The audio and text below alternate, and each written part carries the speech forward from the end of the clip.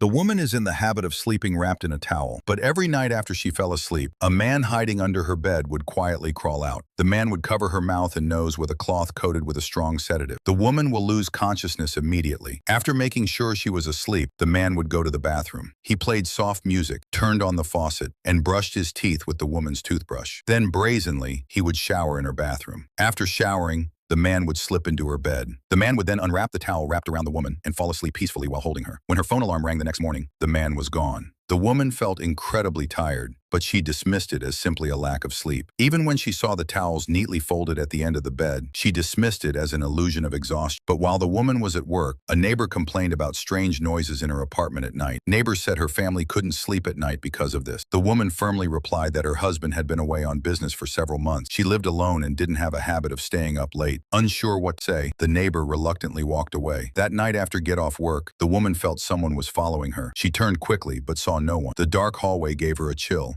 and she quickened her pace. Suddenly, footsteps sounded behind her. Thunder and lightning outside only added to her fear. She rushed home and locked the door. Looking outside, the hallway was empty. Frightened, she called her husband, but he dismissed her concerns, saying she was simply overly stressed at work. After a brief conversation, the woman could only convince herself that she was overthinking things. However, a pair of sinister eyes watched her from the shadow. The next morning, she woke up again, exhausted, arrived at work and saw a menacing man with scarred skin and yellow teeth. She thought he was asking for direction, but he said he wanted to buy the store's most expensive necklace. He was admiring the necklace when the manager suddenly appeared and pushed him out.